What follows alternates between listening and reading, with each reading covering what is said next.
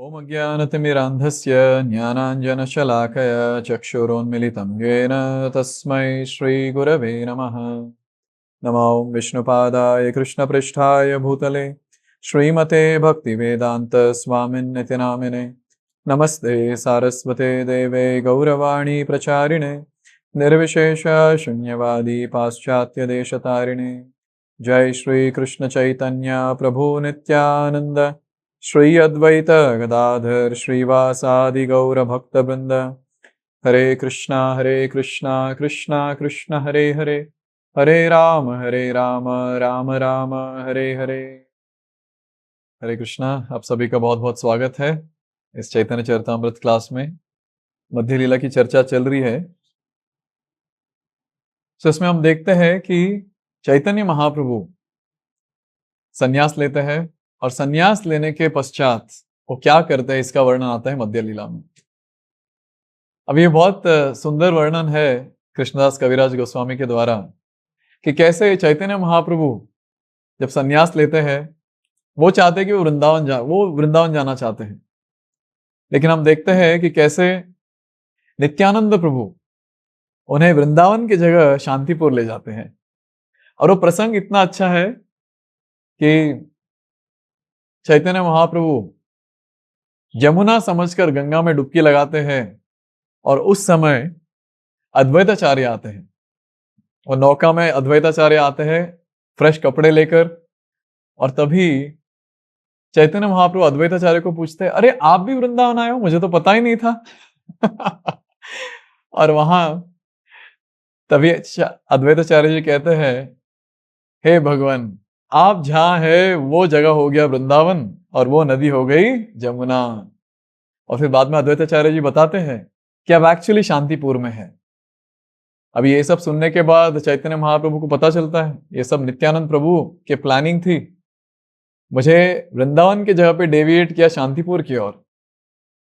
और ये सब होने के बाद जब चैतन्य महाप्रभु नित्यानंद प्रभु अद्वैताचार्य जी के घर पे जाते हैं और वहां बहुत ही ग्रैंड भोजन या बहुत ही भव्य प्रसादम का अरेंजमेंट किया होता है। और प्रसादम पाने के बाद अद्वैताचार्य का सेवा देखिए। शांत सच्ची माता जी को वहां बुलाया जाता है और सच्ची माता स्वयं कई दिनों तक भगवान की सेवा करती है, सारे भक्तों की सेवा करती है। और उस समय सच्ची माता एक रिक्वेस्ट करती है चैतन्य महाप्रभु से कि मेरी एक ही रिक्वेस्ट है कि आप वृंदावन न जाकर आप जगन्नाथपुरी जाइए। जगन्नाथपुरी और नवद्वीप ये दोनों तो बाजू वाले घर हैं और आते जाते रहते भक्त लोग तो। और जब भक्त आएंगे जगन्नाथपुरी से तभी मुझे पता चलेगा कि आप वहां क्या कर रहे हैं, सब ठीक है ना। और जब यहाँ सच्ची माता ने ऐसे रिक्वेस्ट किया था तो चैतन्य महाप्रभु उसका पालन करते हैं और चैतन्य महाप्रभु कहते हैं, हाँ मैं जगन्नाथपुरी जाऊंगा। तो चैतन्य महाप्रभु जगन्नाथपुरी होकर और जगन्नाथपुरी जाते समय कहां कहां गए इसका वर्णन आता है मध्य लीला में। सबसे पहले तो हम देखते हैं कि चैतन्य महाप्रभु जब पुरी की ओर निकल पड़ते हैं तो सबसे पहले वो पहुंचते हैं रेमुना, और वहां खीर चोर गोपीनाथ की कथा होती है और बहुत ही सुंदर कथा नित्यानंद प्रभु करते हैं। और सारे भक्त ये कथा सुनकर एकदम रोमांचित हो जाते हैं। और वहां एक रात बिताकर अगले दिन फिर चैतन्य महाप्रभु पुरी की ओर निकल पड़ते हैं, जगन्नाथपुरी की ओर। और वहां पहुंचते हैं और एक स्थान पर वहां वो दर्शन करते हैं वराह देव का। और उसके बाद क्या होता है इसका वर्णन आता है इस मध्य लीला के 5वें अध्याय में, जिसका आज हम वर्णन करने का प्रयास करेंगे।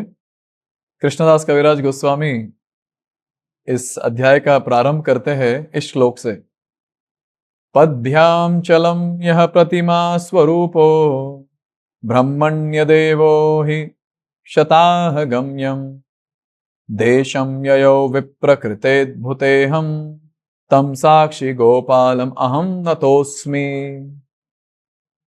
चैतन्य चरितामृत की एक खासियत है कि कृष्णदास कविराज गोस्वामी पहले ही श्लोक में पूरे अध्याय का वर्णन कर देते हैं।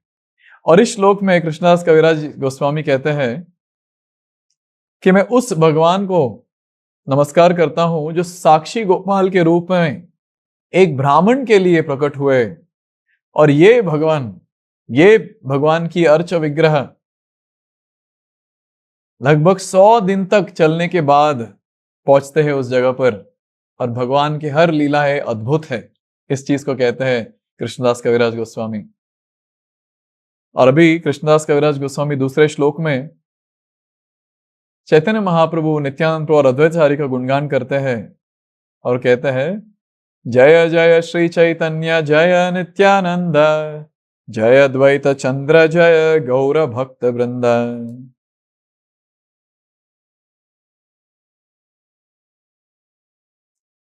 अभी सुनिए चैतन्य महाप्रभु की कथा साक्षी गोपाल की ओर। चलीचे चलीते आइला जाजपुर ग्राम, वरह ठाकुर देखी करीला प्रणाम। सबसे पहले रेमुना के बाद चैतन्य महाप्रभु जी दर्शन करते हैं वरह देव का, और ये जगह है वैतरणी नदी के तट पर, जाजपुर नाम की एक जगह पर।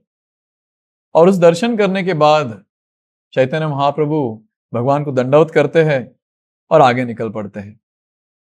और यहां नृत्य गीता कैला प्रेमे बहुत स्थवन, जाजपुरे स्ते रात्रि करीला यापन।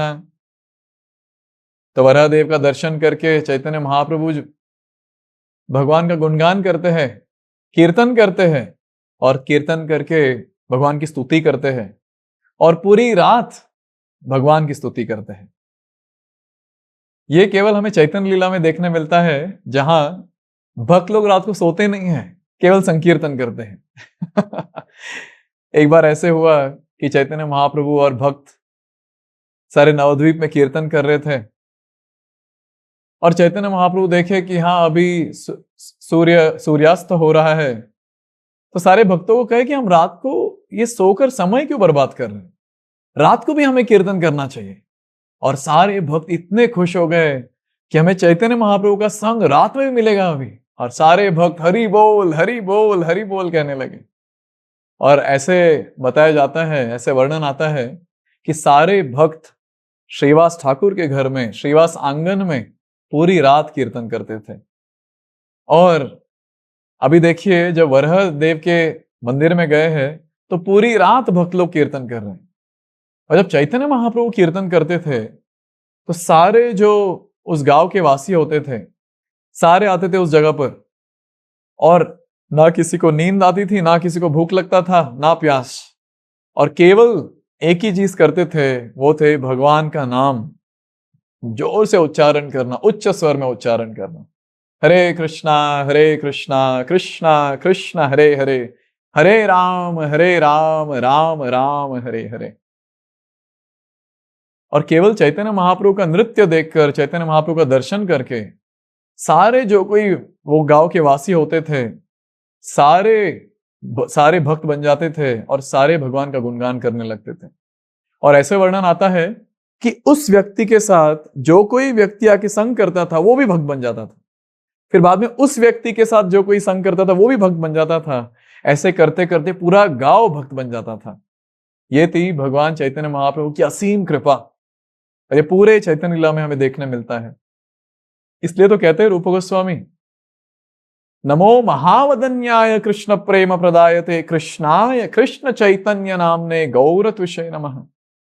यह महावदन्याय अवतार है, बहुत ही कृपालु, बहुत ही दयालु और सबसे उदार। और ये उदार व्यक्ति हमें क्या दे रहे हैं? दिव्य पुरुष क्या दे रहे हैं हमें? कृष्ण प्रेम। और यहां भी देखते हैं हम कि वरहदेव के मंदिर में जाकर पूरी रात कीर्तन किए, और पूरी रात कीर्तन करने के बाद क्या होता है ये अगले श्लोक में कृष्णदास कविराज गोस्वामी जी बताते हैं। कटके आइला साक्षी गोपाल देखीते, गोपाल सौंदर्य देखी हाइल आनंदिते। अभी चैतन्य महाप्रभु जाते हैं कटक, और वहां जाकर किनका दर्शन करते हैं? साक्षी गोपाल का। प्रभुपाद जी देखिए उन्हें क्या क्या कहते हैं, साक्षी गोपाल को ट्रांसलेट करते हैं विटनेस गोपाल। और वहां जाके दर्शन किए और भगवान की अद्भुत सुंदरता देखकर चैतन्य महाप्रभु बहुत ही संतुष्ट हुए। और आगे वर्णन करते हैं, प्रेमावेश नृत्य गीत कैल कतक्षण आविष्ट हय कैल गोपाल स्तवन। चैतन्य महाप्रभु साक्षी गोपाल जी के मंदिर में फिर कीर्तन किए, नृत्य किए और अद्भुत दर्शन कर कर साक्षी गोपाल को, स्वयं चैतन्य महाप्रभु भगवान है लेकिन वो सारे भक्तों को सिखा रहे हैं कि कैसे जब मंदिर जाते हैं तो हमें भगवान की स्तुति करनी चाहिए। स्वयं भगवान कृष्ण चैतन्य महाप्रभु के रूप में अपनी एक प्रतिमा साक्षी गोपाल के रूप में वो क्या कर रहे हैं, स्तुति कर रहे हैं उनकी।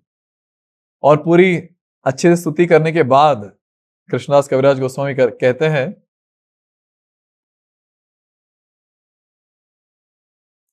सही रात्रि ताहा रही भक्त गण संगे गोपालेर पूर्व कथा सुने बहुरंगे। यहां बताया गया है इस श्लोक में कि चैतन्य महाप्रभु पूरी रात जगे थे उस मंदिर में, साक्षी गोपाल जी के मंदिर में। अभी देखिए ये तो हर मंदिर में होने वाली बात थी। चैतन्य महाप्रभु जाते थे सुबह के समय और उस समय कीर्तन करते थे, नृत्य करते थे और सारे जो रहवासी थे उस जगह के सभी को भक्त बनाते थे और पूरी रात जगकर कीर्तन करते थे। लेकिन यहां एक विशेष बात कही गई है, गोपाल पूर्व कथा सुने बहुरंगे। लेकिन यहां चैतन्य महाप्रभु साक्षी गोपाल की कथा सुने। अभी किससे सुने साक्षी गोपाल की कथा? नित्यानंद गोसाई जबे तीर्थ भ्रमिला साक्षी गोपाल देखी बारे कटक आइला। जब नित्यानंद प्रभु सारे भारत में भ्रमण कर रहे थे तो कई तीर्थ स्थल में गए थे। वो इसका इंतजार कर रहे थे कि कभी चैतन्य महाप्रभु संकीर्तन यज्ञ का प्रारंभ करेंगे तभी वो जाएंगे नवद्वीप। तो उसके पहले पूरे भारत में वो भ्रमण कर रहे थे और कई सारे तीर्थ स्थल में गए नित्यानंद प्रभु। और ये ऐसा एक तीर्थ जिसका वर्णन कृष्णदास कविराज गोस्वामी कर रहे हैं, साक्षी गोपाल, ये जगह, यहां भी गए थे नित्यानंद प्रभु। लेकिन यहां देखिए ऐसा वर्णन आता है कि कहां गए थे नित्यानंद प्रभु? कटक गए थे। ओडिशा में कटक नामक एक जगह है, तो वहां गए थे और कटक में जाके साक्षी गोपाल का दर्शन किए थे नित्यानंद प्रभु। साक्षी गोपाल रे कथा सुनी लोक मुखे सही कथा कहे न प्रभु सुने महासुखे। तभी देखिए नित्यानंद प्रभु है कथाकार और वक्ता कौन है और श्रोता कौन है? श्रोता है स्वयं श्री चैतन्य महाप्रभु। नित्यानंद प्रभु कथा कर रहे हैं और चैतन्य महाप्रभु कथा सुन रहे हैं। अभी नित्यानंद प्रभु को कहां से कथा समझी, कहां से सुना उन्होंने? वहां के जो लोग थे कटक में साक्षी गोपाल मंदिर के इर्द गिर्द, वो लोगों ने आके नित्यानंद प्रभु को कथा सुनाई थी और वही कथा जो नित्यानंद प्रभु ने सुनी थी उनसे, वो अभी चैतन्य महाप्रभु से कह रहे हैं। बहुत ही सुंदर कथा प्रारंभ हो रही है यहां। इसमें एक चीज का वर्णन हम यहां करना चाहेंगे। अभी कटक ऐसे कहा गया है, साक्षी गोपाल थे कटक में, लेकिन अभी तो हम जानते हैं कि कटक में तो नहीं है साक्षी गोपाल। साक्षी गोपाल का अभी तो एक स्टेशन भी है, Sakshi Gopal station, railway station. तो कटक स्टेशन तो है ही और साक्षी गोपाल रेलवे स्टेशन भी है। तो ये हुआ कैसे, ये प्रारंभ हुआ कैसे? साक्षी गोपाल कहां थे पहले और वहां से कटक में कैसे आए, इसका थोड़ा हम वर्णन करना चाहेंगे यहां। सबसे पहले तो एक चीज है कि साक्षी गोपाल ये विग्रह किसने बनाया और किसने स्थापना की और कहां स्थापना की। ऐसे वर्णन आता है कि भगवान कृष्ण के एक बेटे थे, उनका नाम था प्रद्युम्न और उनके बेटे का नाम था अनिरुद्ध। और अनिरुद्ध के बेटे का नाम था वज्रनाभ। और वज्रनाभ ऐसे इतने अच्छे भक्त थे, इतने ऊंचे स्तर के भक्त थे कि उन्हें ऐसी इच्छा थी, ऐसी अभिलाषा थी कि मथुरा के अलग अलग जगहों में वो भगवान कृष्ण के विग्रह का स्थापना करना चाहते थे। और उन्होंने तो भगवान कृष्ण को देखा नहीं था, लेकिन उनके मित्र थे परीक्षित महाराज।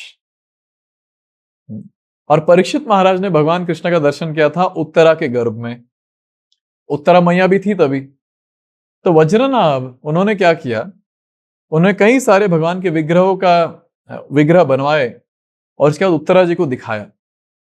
तो जब वज्रनाभ ने मदन मोहन जी का दर्शन कराया, विग्रह का दर्शन कराया, तभी उत्तरा जी कहती है, हाँ, इनके जो पद कमल है ये भगवान कृष्ण जैसे हैं। फिर बाद में गोपीनाथ जी के विग्रह का दर्शन कराया, तो तभी कहते हैं, हाँ, इनकी नाभि जो है वो भगवान कृष्ण जैसी है। और फिर गोविंद जी का विग्रह का दर्शन कराया, तो उनके गोविंद जी के सुंदर मुख को देखकर उत्तरा जी कहती है, हाँ, इनका मुख भगवान कृष्ण जैसा है। ऐसे वज्रनाभ जी ने कई सारे विग्रह स्थापना की अलग अलग जगहों में, वृंदावन और मथुरा के इस इलाके में। लगभग एग्जैक्टली 16 विग्रहों का स्थापना किया वज्रनाभ जी ने। कौन से 16 विग्रह थे? सबसे पहले ब्रजमंडल के 4 देव कहलाए जाते हैं। पहले है श्री हरिदेव, ये गोवर्धन में है। दूसरा है श्री केशव देव, मथुरा में है। फिर श्री बलदेव, दाऊ जी, ये तो सभी जानते हैं, दाऊ जी। फिर गोविंद देव, ये वृंदावन में स्थित है। यह है 4 देव वृंदावन के, मथुरा के। फिर आते 2 नाथ। कौन थे ये 2 नाथ? एक तो है श्रीनाथ, जो माधवेंद्रपुरी जी के द्वारा पूजित थे। तो इनका स्थापना भी वज्रनाभ ने किया था।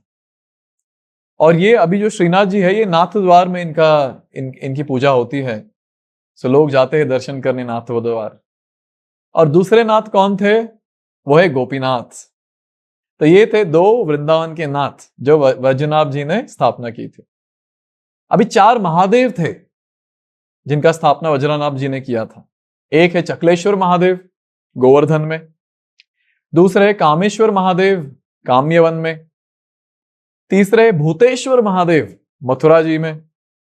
और चौथे है गोपेश्वर महादेव, प्रसिद्ध विग्रह, प्रसिद्ध शिवलिंग, जिनके श्रृंगार गोपी के रूप में किया जाता है हर शाम को, वो है वृंदावन में। ये थे 4 महादेव। 4 देवियों का भी उन्होंने स्थापना किया था। 4 देवियों के विग्रहों का स्थापना किया था। एक है मानसी देवी, गोवर्धन में। वृंदा देवी, काम्यवन में। फिर आता है पटला देवी, मथुरा में। और योग माया देवी, श्री वृंदावन धाम में। अभी फाइनली 14 हुए टोटल। कैसे 14? 4 देव, 2 नाथ, फिर 4 महादेव, कितने हुए? 10। और फिर 4 देवियों का विग्रह, तो टोटल हुआ 14। अभी 2 गोपाल विग्रहों का वज्रनाभ जी ने स्थापना किया था। एक का नाम था मदन गोपाल, और यही मदन गोपाल आगे चलकर हुए मदन मोहन, सनातन गोस्वामी के अर्च विग्रह, सेवित अर्च विग्रह। और जो दूसरे गोपाल थे वो है ये साक्षी गोपाल, जिसका वर्णन आता है इस अध्याय में। तो अभी तो ये गोपाल ही थे, साक्षी गोपाल हुए नहीं अभी तक, तो ये गोपाल थे। वृंदावन में अभी जहां गोविंद जी का मंदिर है, उसके ठीक सामने इन गोपाल की स्थापना की थी और इनकी पूजा होती थी वहां।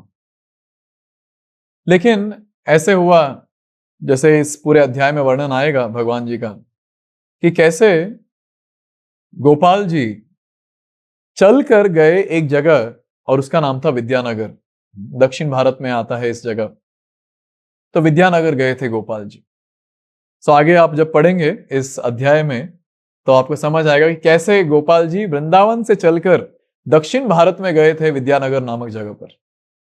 अभी ऐसे हुआ था कि ओडिशा में एक राजा हुए थे, उनका नाम था पुरुषोत्तम देव। पुरुषोत्तम देव ने विद्यानगर के जो राजा थे उनके साथ एक जंग छेड़ी थी, और उस फाइट में, उस वॉर में ऐसे हुआ कि पुरुषोत्तम देव जीते। और जब इनका विजय हुआ पुरुषोत्तम देव का, तो विद्यानगर से कई विग्रह भी लाए थे। जैसे जगन्नाथपुरी में हम देखते हैं कांची गणेश, तो कांची गणेश आए थे विद्यानगर से। और उसके साथ साथ ये जो गोपाल, जो वृंदावन में जो गोपाल थे, जो चलकर विद्यानगर गए थे, जो साक्षी गोपाल बने, वो साक्षी गोपाल आए पुरुषोत्तम देव के साथ, और उनकी स्थापना हुई फिर एक जगह पर कटक में। यही वर्णन कृष्णदास कविराज गोस्वामी कर रहे कि नित्यानंद प्रभु गए थे कटक, और कटक में साक्षी गोपाल जी का दर्शन हुआ था। लेकिन कटक के बाद जब पुरुषोत्तम देव जगन्नाथपुरी गए थे, शिफ्ट हुए थे टोटली, तो तभी जगन्नाथपुरी साक्षी गोपाल को भी ले गए थे। अभी ऐसा वर्णन आता है कि जगन्नाथपुरी में जगन्नाथ जी तो है ही, और उनके ही पास में साक्षी गोपाल जी की स्थापना की थी। उनके लिए एक अच्छा सुंदर मंदिर बनाकर, अभी भी प्रतिमा मूर्ति है जगन्नाथ मंदिर में, साक्षी गोपाल जी की प्रतिमा मूर्ति है, तो उसी जगह पर साक्षी गोपाल जी को स्थापना किया था। अभी ऐसा वर्णन आता है कि जगन्नाथ जी के लिए कई सारे लड्डू बनते थे, अलग अलग प्रकार के लड्डू, लेकिन ये साक्षी गोपाल थे, जगन्नाथ जी को भोग लगने से पहले साक्षी गोपाल सारे लड्डू खा जाते थे। तो जगन्नाथ जी ने कंप्लेन किया, राजा से कंप्लेन किया कि अरे मुझे भोग लगने से पहले साक्षी गोपाल सारे लड्डू खा रहा है, इसको पहले निकालो यहां से, इसको कहीं और स्थापन करो आप। तभी ये राजा पुरुषोत्तम देव तभी साक्षी गोपाल जी को लेकर 11 माइल दूर इस जगह पर, जिसका नाम है सत्यवादी, उस जगह पर इनकी स्थापना करते हैं। तो आज जिस जगह पर हम साक्षी गोपाल जी का दर्शन करते हैं वो है ये सत्यवादी, और उसी जगह का नाम है आज साक्षी गोपाल रेलवे स्टेशन। अगर जाना है तो जा सकते हैं वहां। बहुत ही सुंदर विग्रह। यहां प्रभुपाद जी लिखते हैं, इस तात्पर्य में लिखते हैं, प्रेम कलह, जगन्नाथ जी और साक्षी गोपाल के बीच में क्या हुआ? प्रेम कलह। दोनों भगवान है, दोनों कृष्ण है, लेकिन यहां प्रेमावेश में आकर जगन्नाथ जी कह रहे नहीं नहीं वो मेरे लड्डू है, इसको खाने मत दो, इसको निकालो यहां से। और देखिए ये सारे जो भाग्यशाली भक्त, इनके ड्रीम में, इनके स्वप्न में आकर भगवान स्वयं बताते हैं कि क्या करना है करके। और कितने सुंदर तरीके से हम यहां देखते हैं, प्रभुपाद जी भी वर्णन करते हैं कि प्रेम कलह के वजह से साक्षी गोपाल जी को जगन्नाथ मंदिर से लेकर 11 माइल दूर सत्यवादी नामक जगह पर उनकी स्थापना की। तो आज जब जाते हैं हम सत्यवादी ये जगह पर, साक्षी गोपाल रेलवे स्टेशन से चलकर उस मंदिर जाएंगे तो साक्षी गोपाल जी के दर्शन होंगे। तो यहां हम आगे पढ़ना चाहेंगे इस अध्याय के बारे में। और पूर्वे विद्या नगरेर दोहित ब्राह्मण, तीर्थ करी बारे दुहे करी लगमन। अभी प्रारंभ होता है साक्षी गोपाल की कथा कि कैसे गोपाल देव वृंदावन से आए विद्यानगर। इसका वर्णन कृष्णदास कविराज गोस्वामी कर रहे हैं। लेकिन इस प्रसंग में कौन कर रहा है इसका वर्णन? स्वयं नित्यानंद प्रभु। और कौन सुन रहे हैं इसमें? चैतन्य महाप्रभु जी सुन रहे हैं। तो यहां वर्णन आता है कि विद्यानगर में 2 ब्राह्मण थे, एक वृद्ध और एक युवक। ये 2 ब्राह्मण गए थे तीर्थ यात्रा करने के लिए, और कई सारे तीर्थ यात्रों में गए, कई सारे तीर्थ स्थली पर गए। और यहां इनका वर्णन आता है कौन से तीर्थ स्थली पर गए थे। गया वाराणसी प्रयाग सकल करिया, मथुरा ते आइल दुहे आनंदित हैया। कहां गए थे? गया गए थे, वाराणसी गए, प्रयाग तीर्थ पे गए, और वहां सब जाने के बाद सभी आए मथुरा। मथुरा धाम की जय। और जब मथुरा आए तो बहुत ही आनंदित हुए। अभी वर्णन करते हैं, वन यात्राय वन देखी देखे गोवर्धन, द्वादश वन देखी शेष गेल वृंदावन। बहुत ही सुंदर वर्णन कर रहे यहाँ कृष्णदास कविराज गोस्वामी। कहते हैं कि जब मथुरा आए ये सारे भक्त, तभी जो 12 वन है, मथुरा के 12 वन, उनके दर्शन किए। तो ये वृद्ध ब्राह्मण, युवक ब्राह्मण और सारे जो तीर्थवासी थे, जो तीर्थ यात्री थे, ये सारे गए अलग अलग 12 वनों में। और इस तात्पर्य में श्रील प्रभुपाद जी 12 वनों का वर्णन करते हैं। कौन से 12 वन है वृंदावन में या मथुरा मंडल में? और यहां इसका वर्णन आता है कि जमुना के पूर्व दिशा में 7 वन है। और श्रील प्रभुपाद जी कहते हैं, पहला है मधुवन। मधुवन में भगवान कृष्ण और बलराम जाते थे मधु का सेवन करने के लिए, हनी पीने के लिए। और ऐसे भी कहा गया है कि कई सारे मधुर लीलाएं की गई भगवान कृष्ण और गोपियों द्वारा। और ध्रुव महाराज ने जहां तपस्या की थी वो है ये मधुवन। तो पहला है मधुवन। दूसरा है तालवन। तालवन अगर सारे भक्तों को अगर याद होगा, कृष्णा बुक में श्रीमद् भागवतम के 10वें अध्याय में तालवन का वर्णन आता है। वहां बलराम जी ने धेनुकासुर का वध किया था और वहां दाऊ जी का मंदिर भी है। तीसरा है कुमुदवन। कुमुदवन में भगवान कृष्ण और श्रीमती राधा रानी वहां जल विहार करते थे एक कुंड में, उसका नाम है कुमुद कुंड, तो इसलिए इसका नाम है कुमुदवन। फिर चौथा है काम्यवन। काम्यवन में नंद महाराज जी जब शकटिकरा से लेकर नंदगांव गए थे। अब ये जो शकटिकरा है उसका नाम है छठीकरा, अपभ्रंश हो गया है, उसको कहते हैं छठीकरा। तो छठीकरा से जब नंदगांव जा रहे थे तो बीच में यहां रुके थे नंद महाराज। सो जब यहां रुके थे काम्यवन में, तभी भगवान कृष्ण ने कई सारे बाल लीलाएं की। जैसे वहां जाएंगे तो एक जगह है, उसका नाम है भोजन स्थली, जहां भगवान कृष्ण और उनके सारे जो गोपगण थे वो सारे बैठकर वहां भोजन करते थे। और एक जगह का नाम है चरण पहाड़ी। अगर जो वृंदावन गए, गोवर्धन गए हैं, इस जगह दर्शन किए होंगे, चरण पहाड़ी। वहां भगवान के पद चिन्ह है, बहुत ही सुंदर निशान है। और वहां भी भक्त जाते हैं और उस बहुत ही सुंदर प्रतिमा को स्पर्श करके, भगवान के चरण को स्पर्श करने का लाभ उठाते हैं। और व्योमासुर की गुफा है वहां काम्यवन में, व्योमासुर की गुफा। ये भी बहुत प्रसिद्ध गुफा है। अगला वन का नाम है बहुला वन। कृष्ण और बलराम सारे गौओं को ले आते थे और यहां चराते थे सारे गौओं को बहुला वन में। और एक नाम बहुला नामक एक गाय थी, तो उसका भी एक लीला यहां हुआ था। और छठवां वन है वृंदावन। वृंदावन तो हम सभी को पता ही है।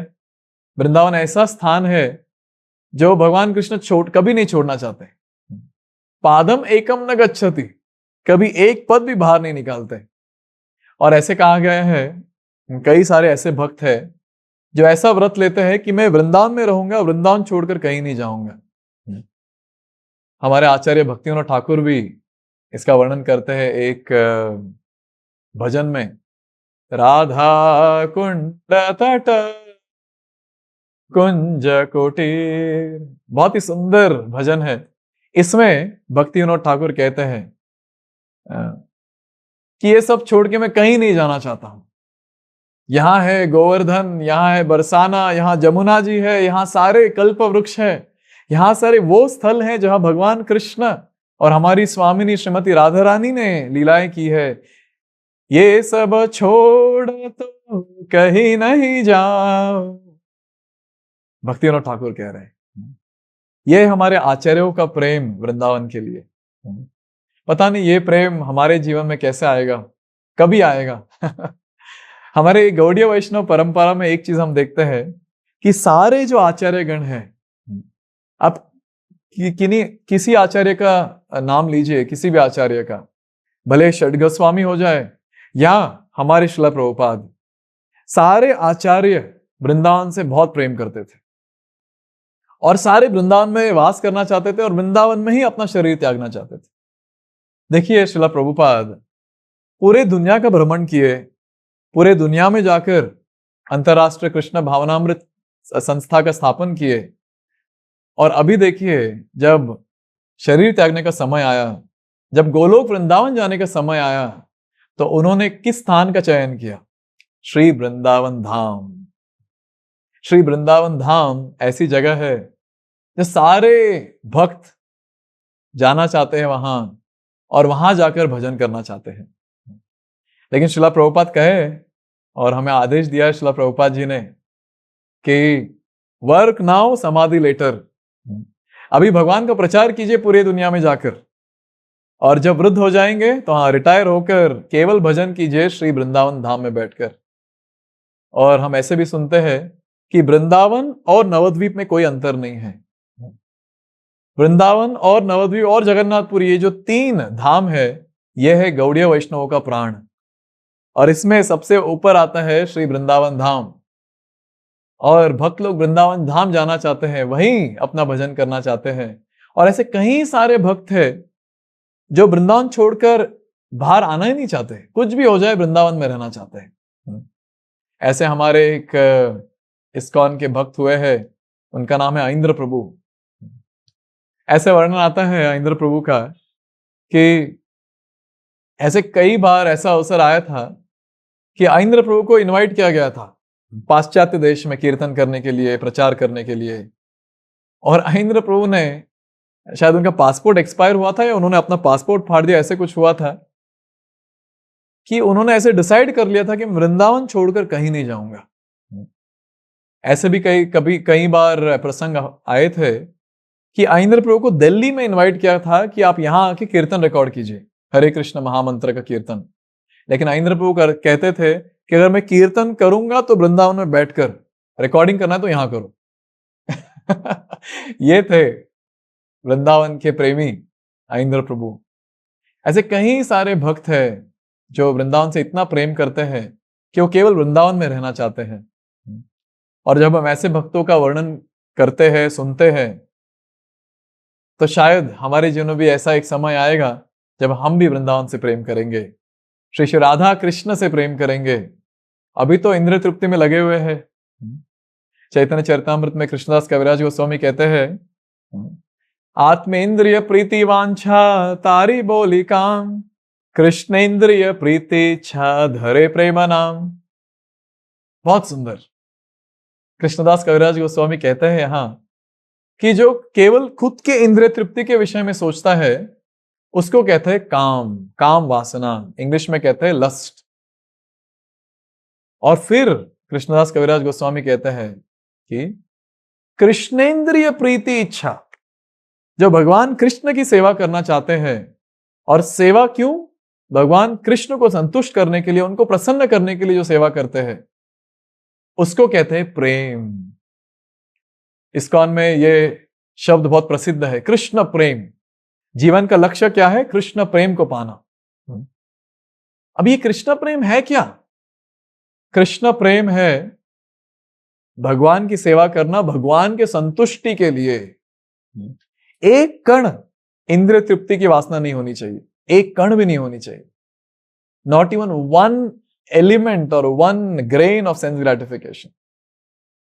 इस स्तर पर हमें पहुंचना है। पहुंचेंगे क्योंकि हमारे पास, हमारे सिर पर श्रील प्रभुपाद जी का हाथ है, उनका आशीर्वाद है, और सारे जो हमारे आचार्यगण हैं उन सब की कृपा हम पर है।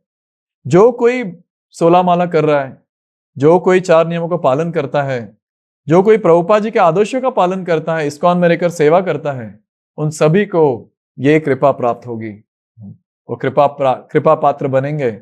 और सारे जो आचार्यगण हैं, चैतन्य महाप्रभु से लेकर श्रील प्रभुपाद तक, उन सभी की कृपा हमें मिलेगी। तो ये है वृंदावन धाम। वृंदावन ये नाम आया तो मैंने ये सब कहा, वृंदावन धाम। और 7वां है खदिरवन। खदीर वन में भगवान कृष्ण ने बकासुर का वध किया था। तो यह है 7 वन। कौन से है 7 वन? मधुवन, दूसरा है तालवन, तीसरा कुमुद वन, चौथा है काम्य वन, पांचवा बहुला वन, छठवा वृंदावन और 7वां है खदीर वन। ये जमुना की पूर्व दिशा में पड़ते हैं ये 7 वन। अभी जमुना के पश्चिम दिशा में बाकी 5 वन कौन से है ये? पहला है महावन।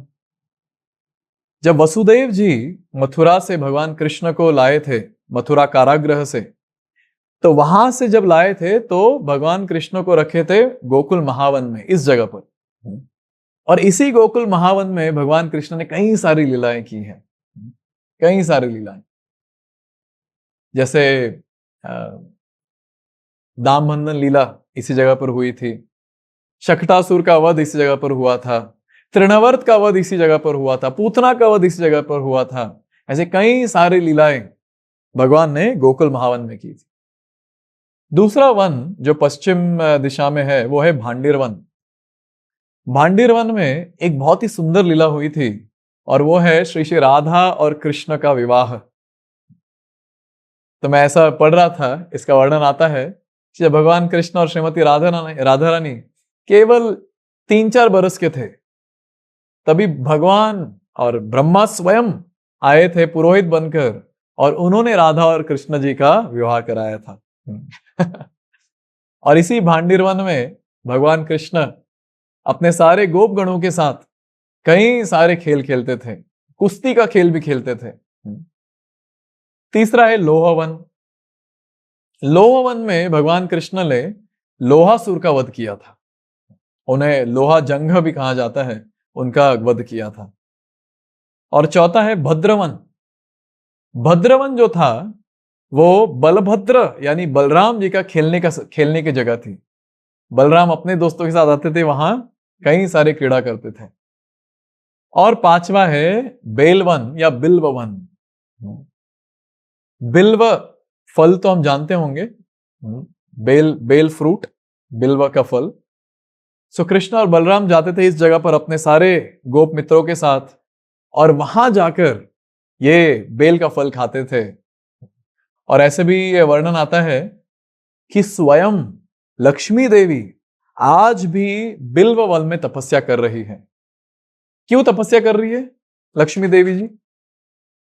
लक्ष्मी देवी गोपी बनना चाहती है और गोपी बनकर रास लीला में प्रवेश करना चाहती है। लेकिन क्या करे, स्वयं लक्ष्मी देवी जो नारायण की प्रिया है, श्रीमन नारायण की प्रिया है, वो लक्ष्मी देवी जो सारे ऐश्वर्यों में रहती है हमेशा, वो लक्ष्मी देवी चाहती है कि वो एक गोपी बने, एक साधारण गोपी वृंदावन की, और रास लीला में भगवान कृष्ण और श्रीमती राधा रानी की सेवा करना चाहती है। लेकिन एक प्रॉब्लम है कि वो ऐश्वर्य भाव नहीं छोड़ना चाहती। इसलिए उस समय से लेकर आज तक लक्ष्मी देवी बिल्व वन में तपस्या कर रही है। यह है 5 वन पश्चिम दिशा की ओर, महावन, भांडीर वन, लोहवन, भद्रवन और बिल्ववन।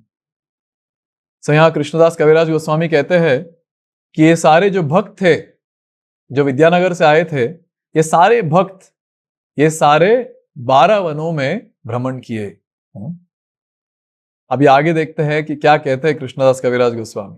वृंदावने गोविंद स्थाने महादेवालय से मंदिर गोपालेर महासेवा है। सो कहां गए थे? वृंदावन गए। सो ये 12 वन का जो वर्णन किया मैंने अभी, उसमें एक वन का नाम है वृंदावन, और इस वृंदावन को कहा जाता है पंचक्रोशी वन भी कहा जाता है। और यहां गोविंद देव का मंदिर है, और इस गोविंद देव के मंदिर के यहां, जैसे मैंने कहा, एक और मंदिर था, बहुत ही सुंदर, बहुत ही भव्य मंदिर, और उसका नाम था गोपाल जीव का मंदिर। तो इस मंदिर में सारे भक्त गए और वहां जाकर क्या किए सारे भक्त?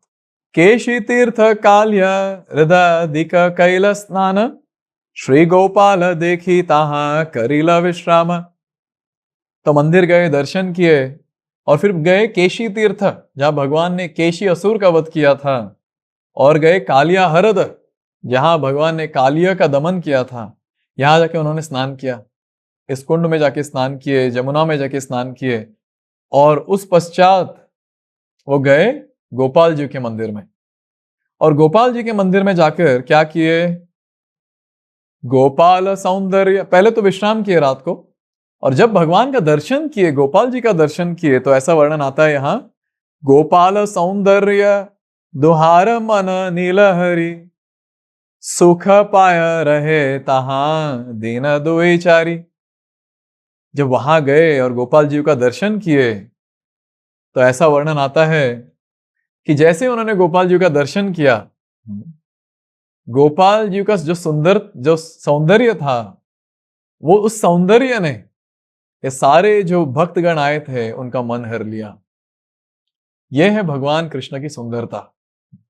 जो कोई भगवान कृष्ण का दर्शन करता है, प्रेम से दर्शन करता है, शुद्ध होकर दर्शन करता है, ऐसे वर्णन आता है इस शास्त्रों में कि जो कोई व्यक्ति भगवान का दर्शन किया है अच्छे से, प्रेम पूर्वक, भगवान उसका मन हर लेते हैं।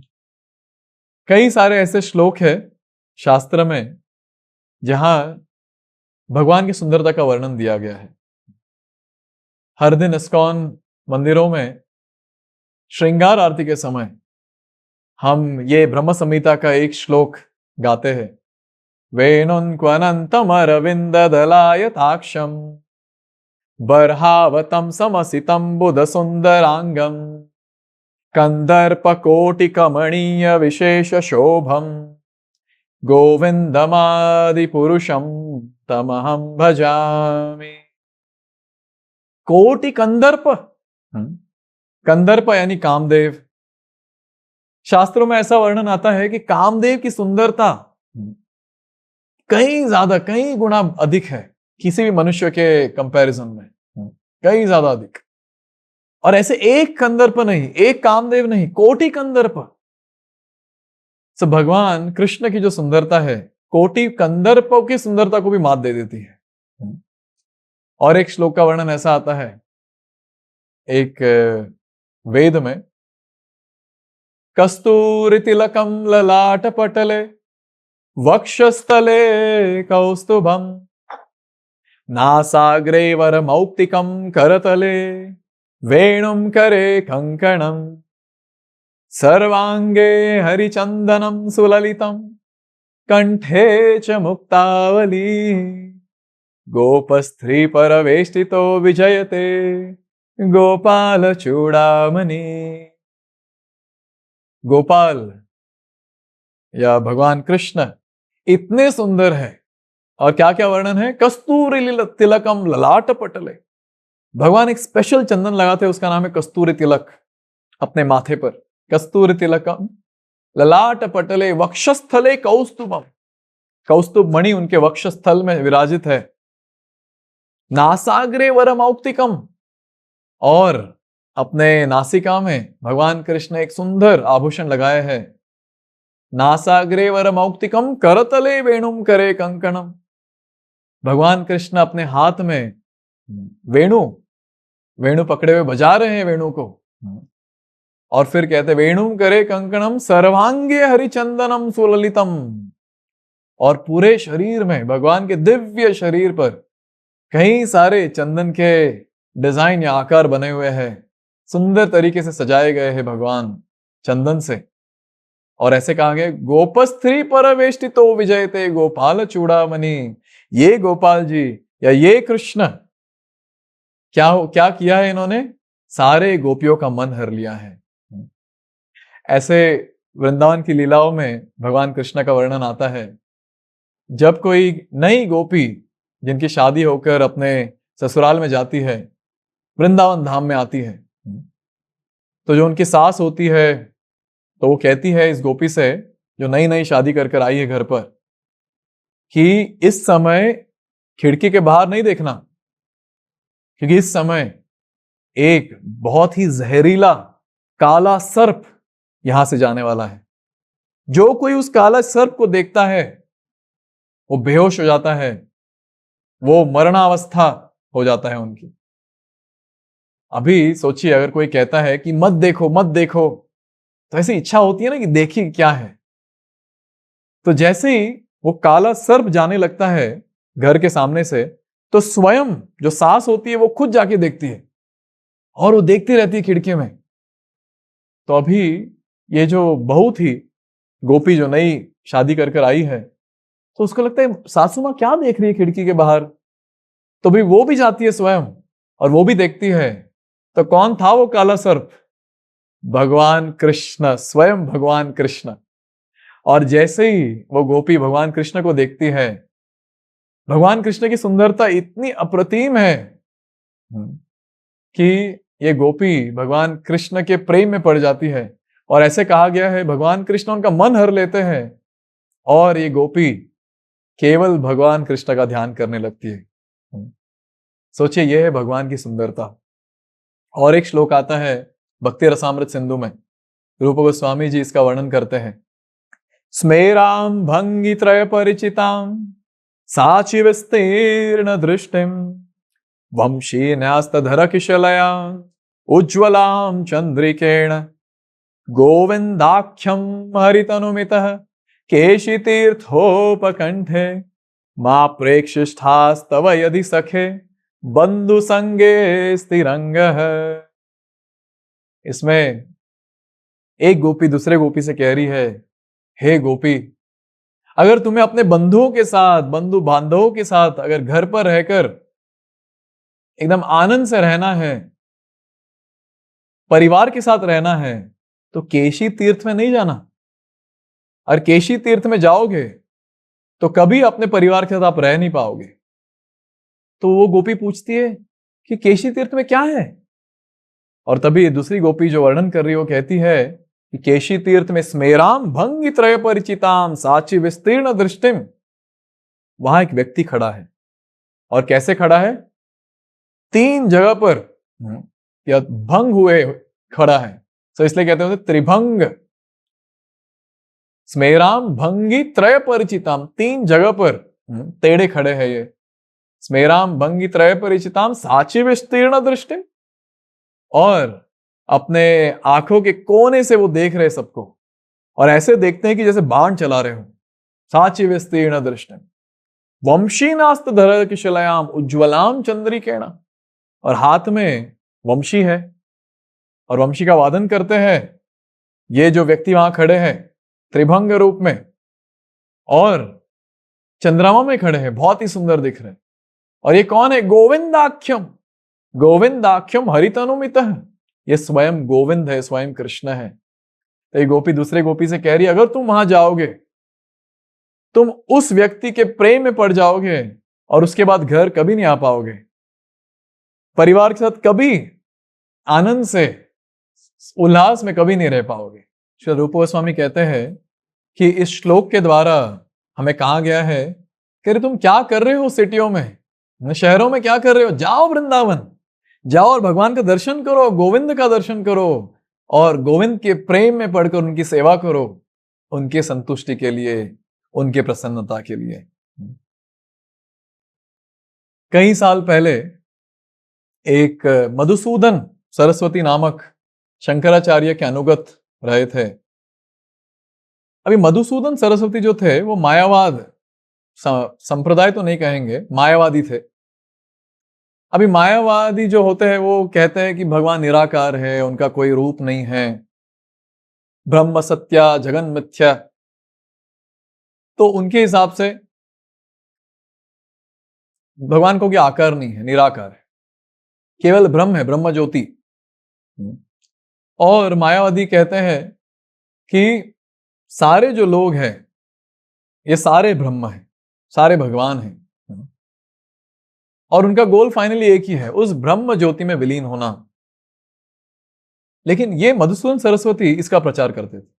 वो कहते थे कि हाँ, भगवान कोई रूप नहीं है, जो कृष्ण का रूप है इस केवल माया है, कृष्ण का नाम जो है वो माया है, कृष्ण की लीलाएं जो है वो माया है, कृष्ण के गुण जो है वो माया है। ये सरस्वती, मधुसूदन सरस्वती जी प्रचार करते थे। एक दिन मधुसूदन सरस्वती गए वृंदावन। अभी वृंदावन देखिए एकदम डेंजरस जगह है। जो कोई वृंदावन जाता है वो भक्त बनकर ही वापस आता है। अभी भी जब कोई वृंदावन जाता है, इस समय भी, तो देखते हैं कि सारे सारे भक्त, इर्द गिर्द सारे भक्त हैं। सारे भक्तों के गले में है कंठी माला, माथे पे तिलक है, धोती कुर्ता या साड़ी पहने हुए है या गोपी ड्रेस पहने हुए है, हाथ में जपमाला है और हर जगह पे राधे राधे लिखा हुआ है। और जप करते करते हरे कृष्ण कृष्ण कृष्ण हरे हरे, हरे राम राम राम हरे हरे, जब करते करते भक्त लोग चलते हैं, परिक्रमा लगाते हैं वृंदावन की।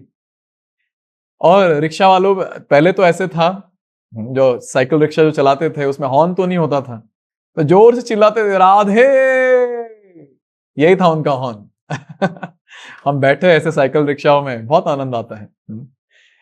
तो पूरे वृंदावन में केवल भगवान कृष्ण का नाम और उनसे अधिक श्रीमती राधा रानी का नाम का उच्चारण होता है। तो जब ऐसा माहौल है जहां भगवान कृष्ण ने स्वयं लीला की है, जहां भक्त सारे यहां तपस्या कर रहे भगवान को पाने के लिए, सारे भक्त भजन करते हैं केवल भगवान कृष्ण को पाने के लिए, सोचिए उस पूरे जगह का जो वातावरण होगा कितना सुंदर, कितना आध्यात्मिक, कितना प्रेम पूर्ण होगा। तो ये जब मधुसूदन सरस्वती वहां गए, ये तो मैं अभी कलयुग की बात कर रहा हूं, सोचिए कई वर्ष पूर्व जब मधुसूदन सरस्वती वहां गए तो वो भी दर्शन करते थे, कि मायावादी भी दर्शन करते हैं अर्च विग्रह का, लेकिन उनका मूड होता है कि अर्च विग्रह और मैं, अर्च विग्रह में और मेरे में कोई अंतर नहीं है, यह है उनकी भावना। मधुसूदन सरस्वती वहां जाते थे और भक्तों के साथ तर्क वितर्क करते थे, और जब उस तर्क वितर्क में जीतते थे, वो विजय पाते थे, तो बहुत खुशी होती थी, बहुत आनंद होता था उन्हें।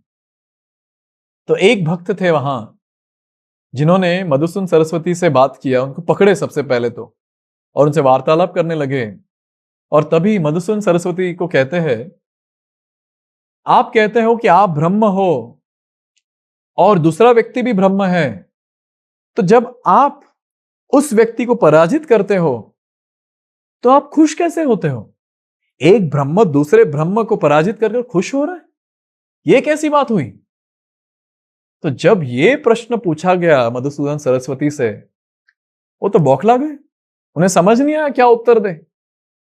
और उस वक्त से वो सोचने लगे, सोच विचार करने लगे, और उस समय से वो भगवान कृष्ण की भक्ति करने लगे। अभी सोचिए, मधुसूदन सरस्वती वृंदावन गए मायावादी होकर, और जब वापिस आ रहे तो कृष्ण भक्त होकर आ रहे। फिर गए मधुसूदन सरस्वती अपने जगह पर, और जब गए तो सारे जो शिष्य थे वो पूछ रहे थे कि बताइए बताइए आपने वृंदावन में क्या किया, बताइए वो अल्टीमेट तत्व क्या है, परम तत्व क्या है। तभी मधुसूदन सरस्वती कहते हैं, वंशी विभूषित करात नवनीरधाभा पीतांबरा तरुण बिंब फलदरोष्टा पूर्णेन्दु सुंदर मुखा अरविंद नेत्रा कृष्णात् परम किमपि तत्वम अहम न जाने। सोचिए, मधुसूदन सरस्वती श्री वृंदावन धाम में गए, भक्तों का संग किए, भगवान का दर्शन किए, और अभी जो उनके मायावादी शिष्य थे जब वो प्रश्न कर रहे हैं कि सबसे परम तत्व क्या है, तभी मधुसूदन सरस्वती कहते हैं कि वंशी विभूषित करात, वही है परम तत्व जिनके हाथ में है वंशी। और फिर करते हैं नवनीरदाभात, और उनकी जो कांति है वो है नवनीरदाभात। इसमें भी वर्णन आता है, वेणुं क्वनंतम अरविंद दलायताक्षा बरहावतम समसितम बुध सुंदरा, असितम बुध सुंदर। जब बारिश होने वाली होती है, वर्षा होने वाली होती है, तो सारे बादल जैसे दिखते हैं, उनका जो रंग होता है वो है भगवान कृष्ण की कांति, न्यूली फॉर्म्ड रेनफिल्ड क्लाउड, यह है भगवान कृष्ण की कांति, यह है उनके रूप, बहुत ही सुंदर। तो ये कहते हैं कि वो जो व्यक्ति है, जो परम तत्व है, दिव्य पुरुष, उनकी कांति है ये बरसात वाले मेघों के समान। फिर कहते हैं पीतांबरात, और वो पहनते हैं बहुत ही सुंदर पीला वस्त्र। अरुणबिंब फलदरोष्टा, और उनके जो होठ है बहुत ही लाल, बिंब फल के समान। पूर्णेन्दु सुंदर मुखात अरविंद नेत्रात, और उनका जो मुख है ये चंद्रमा के समान है, और उनके जो आंख है, उनके नेत्र है, वो कमल के पंखुड़ियों के समान है, अरविंद नेत्र। और ये सब पूरा वर्णन करने के बाद फिर मधुसूदन सरस्वती जी कहते हैं कृष्णा, कौन है ये? भगवान कृष्ण। परम किम अपि तत्वम अहम न जाने, इनके अलावा, भगवान कृष्ण के अलावा मैं कोई और तत्व नहीं जानता। सोचिए, ये है भगवान कृष्ण का दर्शन करने का प्रभाव, भगवान के भक्तों के संग का प्रभाव, कि एक मायावादी भी भक्त बन गया। ऐसे कई सारे मायावादी श्रील प्रभुपाद जी के संग में आकर भक्त बन गए थे। कई सारे हिप्पी भगवान श्रील प्रभुपाद जी के संग में आकर भक्त बन गए। तो यहां हम देखते हैं कि इतने सारे सुंदर वर्णन भगवान कृष्ण की सुंदरता, भगवान कृष्ण की सुंदरता का वर्णन आता है शास्त्रों में। और इससे ये तो एकदम क्लियर हो जाता है कि भगवान कृष्ण बहुत सुंदर है। लेकिन ऐसा प्रश्न उठता है कि अगर भगवान कृष्ण इतने सुंदर है कि एक मायावादी भी भक्त बन जाता है, तो हम क्यों नहीं आकर्षित हो रहे भगवान की सुंदरता पर? भगवान की सुंदरता हमें आकर्षित क्यों नहीं कर रही? प्रहलाद महाराज भी इस विषय में कुछ कहते हैं। प्रहलाद महाराज जी अपने षंड और अमर्क, जो उनके आसुरिक गुरु थे टीचर्स, डेमोनिक टीचर्स, जब वो पूछे कि भक्ति कहां से सीखे तुम, तभी प्रहलाद महाराज जी कहते हैं यथा भ्रमयति अयो ब्रह्मन् स्वयं आकर्ष सन्निधो तथा में विद्यते चेतस चक्रपाणिर्यदृच्छया। वो कहते हैं कि जैसे कोई लोखंड के टुकड़े होते हैं, आयरन फाइलिंग्स, जैसे वो मैग्नेट की तरफ अट्रैक्ट होते हैं, उसी तरह मैं नेचुरली भगवान की तरफ अट्रैक्ट हो रहा हूं, भगवान की तरफ आकर्षित हो रहा हूं उनकी कृपा से। तो प्रहलाद महाराज जी का जो रति था भगवान के प्रति, जो अट्रैक्शन था, जो अटैचमेंट था, वो एकदम नैसर्गिक था, नेचुरल। लेकिन जब हमारी अवस्था की बात आए तो हमारा तो नेचुरल है नहीं। हम तो साधना भक्ति कर रहे हैं और प्रयास कर रहे हैं कि हाँ, भगवान के प्रति एक दिन, कभी तो कोई ना कोई एक दिन हम भी आकर्षित होंगे।